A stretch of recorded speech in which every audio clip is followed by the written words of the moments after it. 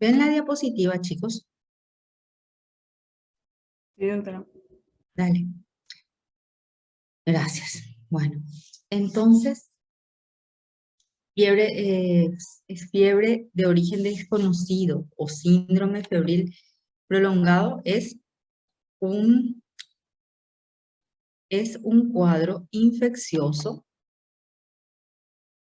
en el cual tenemos síndrome febril prolongado, en el cual tenemos fiebre por más de 8 días que ya llevó un examen físico minucioso, que ya llevó eh, un interrogatorio y reinterrogatorio en una primera etapa y que también tienen los laboratorios básicos, que recordamos que en síndrome febril agudo era un hemograma, una radiografía, orina simple y cultivos, ¿sí? Bueno, nosotros tenemos que tratar de buscar siempre la causa del el foco infeccioso y siempre de acuerdo a el grupo etario, siempre también de acuerdo al estado clínico del paciente. El paciente luce estable, nos da tiempo para ir tomando eh, las debidas acciones, ¿verdad? Sin mucha demora, ¿verdad? Pero siempre que el paciente luzca aséptico, luzca tóxico, primero tenemos que cubrir un foco infeccioso, descartar la presencia de urgencias oncológicas, ¿sí? Entonces, primera causa, causas infecciosas, ¿sí? Y después las otras causas que son las urgencias oncológicas como síndrome de compresión tumoral, la disfunción de un órgano que comprometa en la vida, ¿verdad? El síndrome de activación macrofágica que se ve después de algunas enfermedades infecciosas secundarias, por ejemplo, secundaria a leishmaniasis, secundaria a parvovirus. Entonces, son otras patologías que tenemos que estar atentos. Y también, si estamos frente a una coagulación intravascular diseminada, esos son cuadros de urgencias. Pero cuando siempre tenemos fiebre, lo primero que tenemos que descartar es un foco infeccioso. Normalmente, eh, los niños tenemos que hay ciertas patologías que son más frecuentes en los menores de 2 años y en los mayores de 2 años empiezan a tener importancia las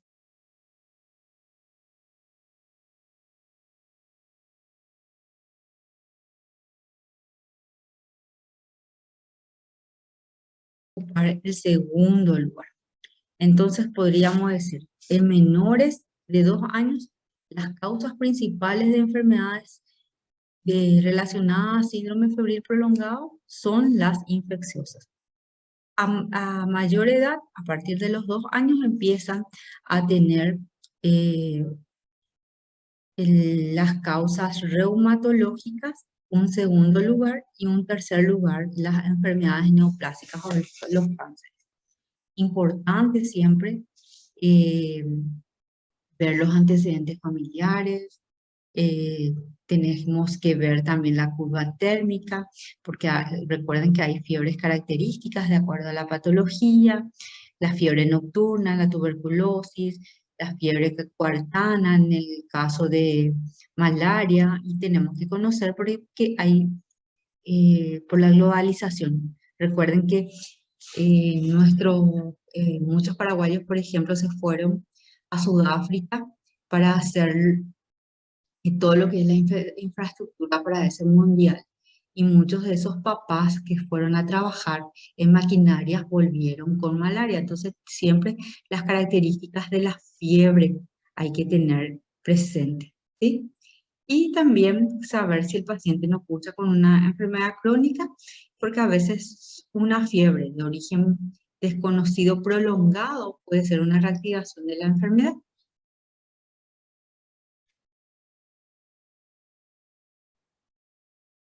Cuando hay alteración del estado general, siempre tenemos que buscar enfermedades crónicas, ¿sí? Adelgazamiento entre las enfermedades infecciosas que pueden ser tuberculosis, pueden ser VIH. Entonces, eso es importante que averigüemos. Y entre las el segundo lugar podrían ser las neoplásicas, ¿sí? El padre te dice que ha bajado tanto de peso en un periodo de tiempo, ¿sí? Entonces, eso hay que tenerlo presente. También, justo lo que les acabo de decir, preguntar de dónde vienen. Entonces, ahí tenemos en cuenta el paludismo, la leishmaniasis.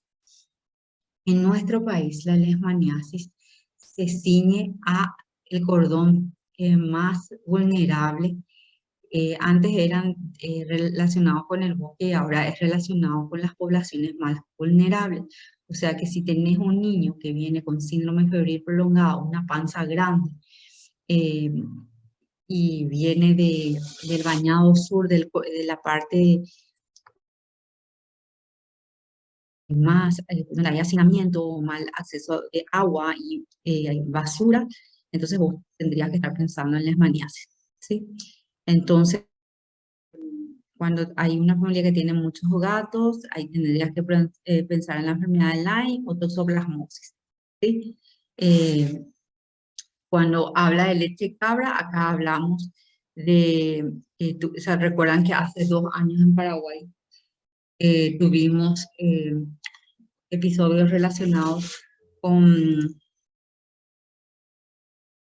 eh, con botulismo. Esperen que me voy a acordar. Me olvidé ahora de la gente infecciosa. Y recuerden que las enfermedades crónicas siempre están. Eh, ¿Cuáles son las enfermedades crónicas que dan fiebre prolongada? La que más recordamos es fiebre reumática. Y se acuerdan que cuando dimos Kawasaki, decíamos que la fiebre reumática eh, podría dar también inyección conjuntival, rash, ¿sí? Eh, entonces, para que sepan que hay muchas patologías frecuentes, ¿sí? Yasunaga, ¿te puedo pedir un favor? Sí, doctor. Ay, no me acuerdo cómo se llama la bacteria. Este es un lapsus, me olvidé de la bacteria que se relaciona con, búscame por favor, no es botulismo, me acuerdo bien que es una enfermedad que se va a dar en veterinarios, se va en la gente que toma leche de vaca sin pasteurizar o sin hervir, de cabra. El de la brucelosis. Ahí está, brucelosis, me olvidé. Botulismo le iba a decir, pero no era botulismo. ¿Sí? Brucelosis. Y nosotros tuvimos hace 2 años, ¿sí? ¿Se acuerdan? Que primero se vio en unos chicos que consumían leche de cabra, generalmente los niños que toman leche de cabra eh, son los niños siempre que están enfermos, ¿sí? Entonces recuerden eso, ¿sí? Que siempre tienen que hacer un montón de preguntas para poder encontrar al agente infeccioso, ¿sí? ¿Está? ¿Con quién hacíamos diagnóstico diferencial de la fiebre reumática? Con Kawasaki, acuérdense, fiebre rash, escarlatina también, fiebre rash, inyección conjuntival, ¿sí? Para que lo tengan presente, ¿ok? Ok, doctor. Bueno, en el síndrome febril prolongado nosotros tenemos que investigar en una primera etapa los laboratorios comunes, ¿sí?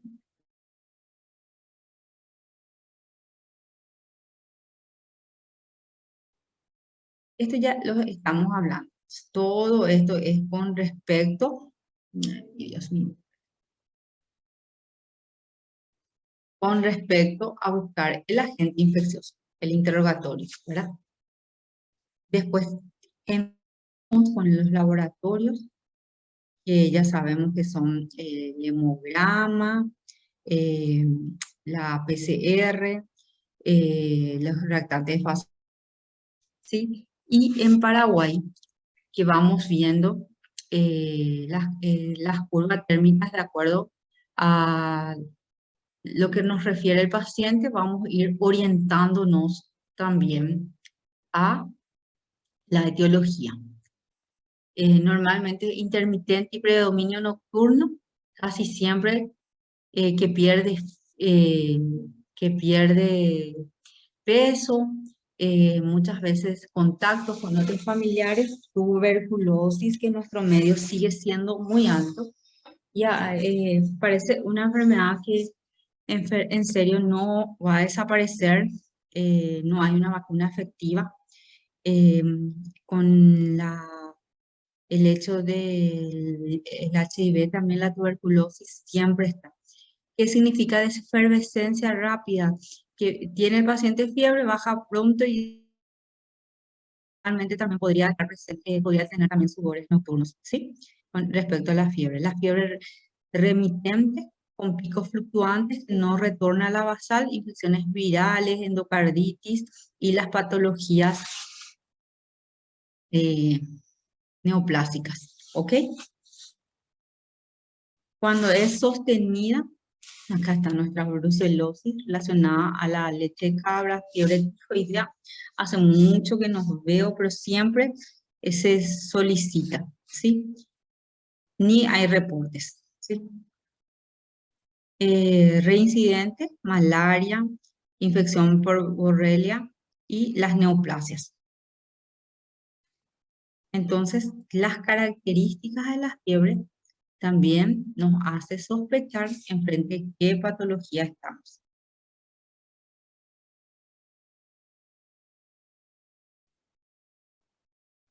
La exploración física tiene que ser una exploración física bastante detenida. Hay que siempre permiso a los padres, señor, tengo que revisarle totalmente, ¿sí?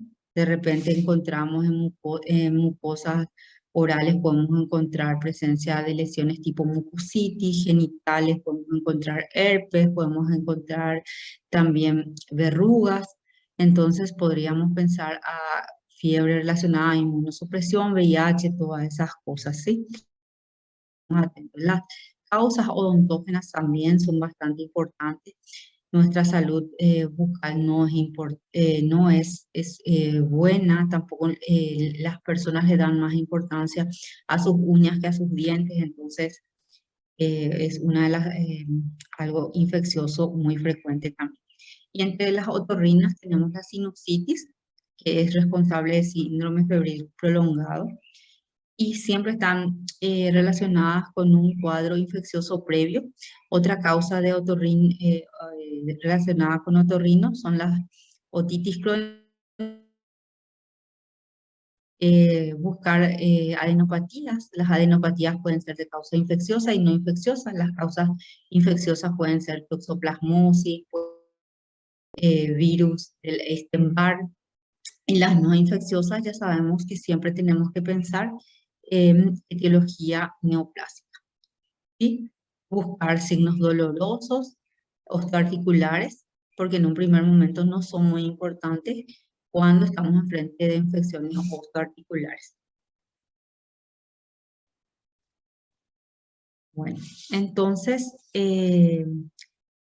uno tiene que buscar en todos los lugares, ¿verdad?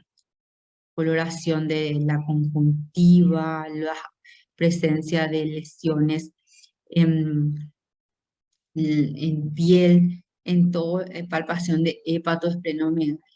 Si no encontramos nada, tenemos que parar y sentarnos y reiniciar otra vez el examen físico y no cansarnos de repetir, de buscarlo una y otra vez hasta que aparezcan algunos signos sutiles que nos puedan facilitar o llevar hacia la etiología de la enfermedad. Entonces, la primera etapa quedamos que era básicamente hasta acá. Después tenemos que PPD para investigar TBC, ¿sí? Tuberculosis, que es muy frecuente, ¿sí? Después los electrolitos, prueba de función renal y hepática y hemocultivos. El hemograma completo, ¿sí? Entonces, para ir viendo características de los neutrófilos, características de los leucocitos. El hemograma tiene que tener también siempre un frotis de sangre periférica para ver las características de las morfológicas de las células sanguíneas. Entonces, eso nos va a ir orientando también hacia qué tipo de enfermedad estamos acercándonos, ¿sí? Saben bien que la eritro alta se ve en enfermedades infecciosas, también se pueden ver en enfermedades eh, sistémicas inflamatorias muy frecuentemente. Y cuando tenemos valores superiores a 100, tendríamos que estar pensando en neoplasias, ¿sí? Enfermedad autoinmunitaria que dijimos, y tal vez Kawasaki, ¿sí? Una proteína C reactiva siempre nos orienta más a que estamos frente de enfermedades bacterianas. Y cuando es sostenida, tendríamos que ir buscando también enfermedades sistémicas y cáncer, ¿sí?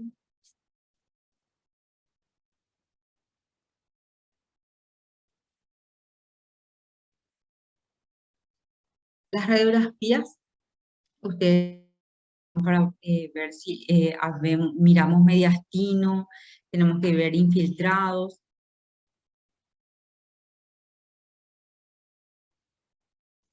para buscar causas infecciosas o causas de etiología no infecciosas, y normalmente las que ocupan mediastino casi siempre son neoplasias.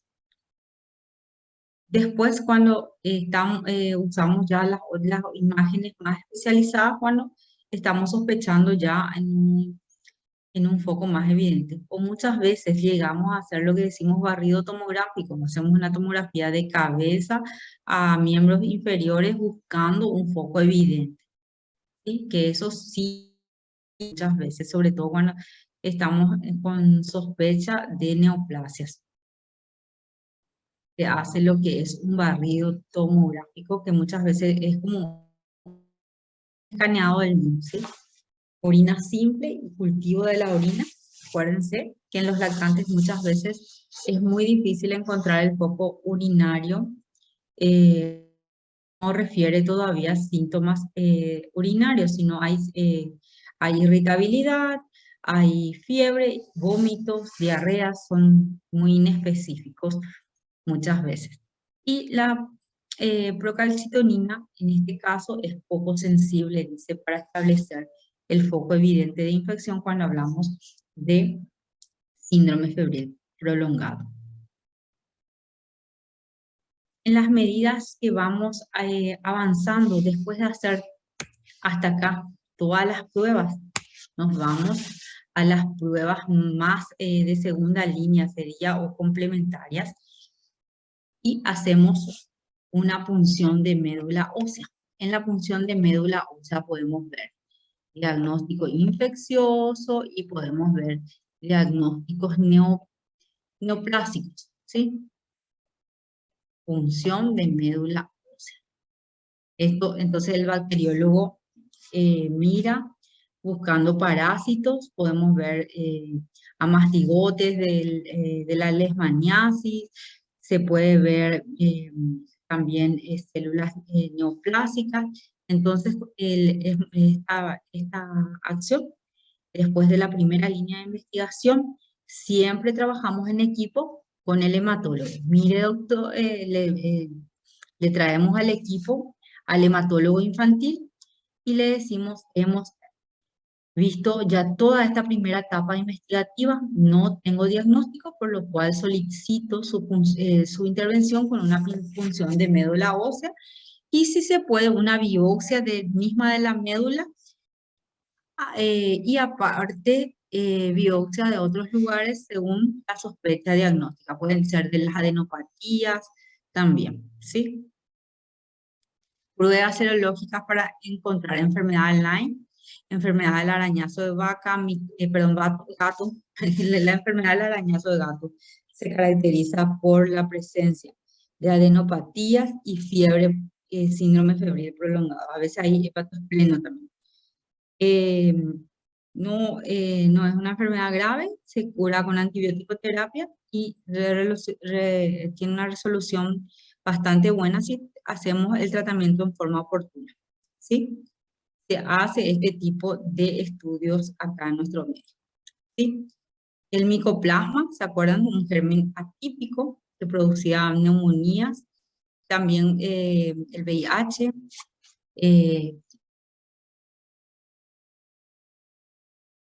brucelosis, que ya dijimos, por mantener adecuadamente nuestras cadenas de frío o no pasteurizar, son todas esas cosas que hay que tener en cuenta.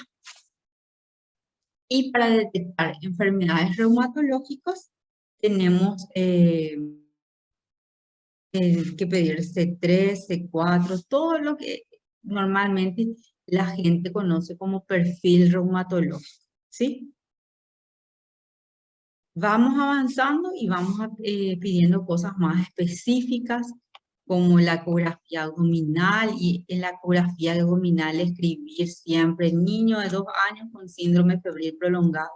Entonces, nuestro operador, viene el doctor, póngale, el doctor Ortiz es imagenólogo, entonces él se toma la molestia de mirar cadena ganglionar, cómo está el hígado, el vaso, busca si no hay accesos profundos, entonces va avanzando. También una tomografía, que ya les dije que no solamente, que las tomografías son muchas veces barridos tomográficos, con énfasis en detectar lesiones pequeñas y la radiografía de senos paranasales, como le dije, lo de la sinusitis, ortopanto, accesos secundarios a procesos odontógenos. Esta prueba variada es buscando si hay ocupación en el sistema digestivo, pero muchas veces se opta por una resonancia de todo el cuerpo. La gammagrafía ósea es útil en neoplasias y infecciones osteoarticulares, ¿ok? Lo de la punción de médula, las biopsias.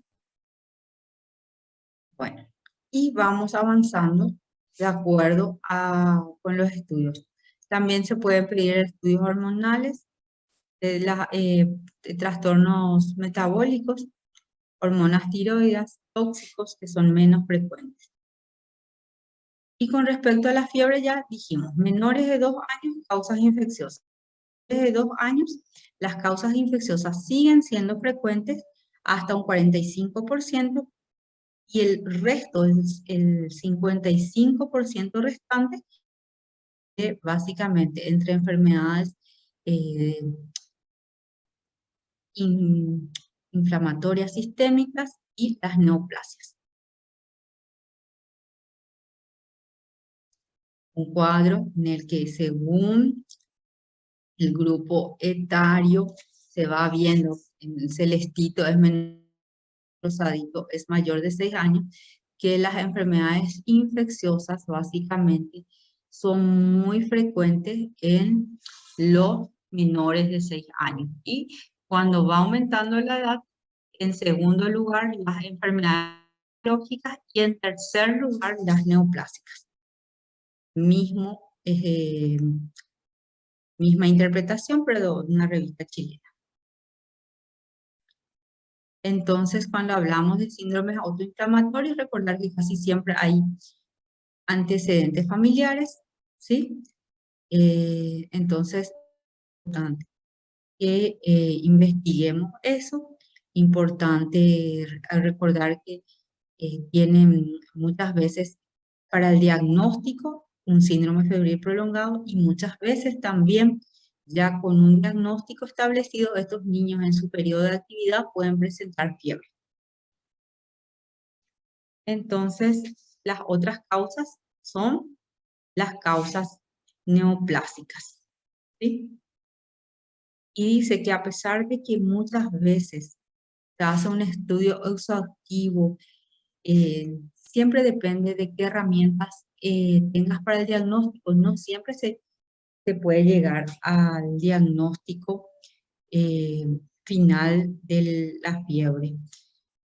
También entre las cosas más raras existen las neutropenias cíclicas, pero eso se llega al diagnóstico con una punción de médula ósea. Entonces, este tipo de enfermedades. Y recordar, las más frecuentes son las enfermedades infecciosas en los menores de 2 años. En los mayores años sigue siendo en un 45% las enfermedades infecciosas y el resto del 55% se divide entre neoplasias, en primer lugar las reumatológicas y en segundo lugar las neoplasias. ¿Sí? Que ya dijimos. Bueno, chicos, esto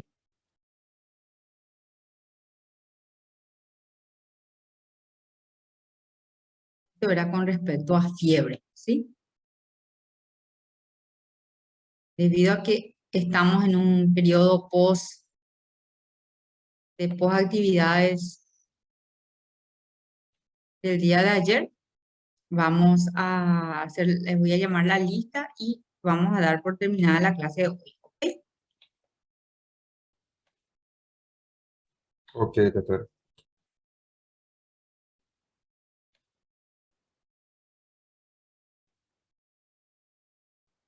María Alvarenga, Presente. Camila Benítez, Presente, doctora.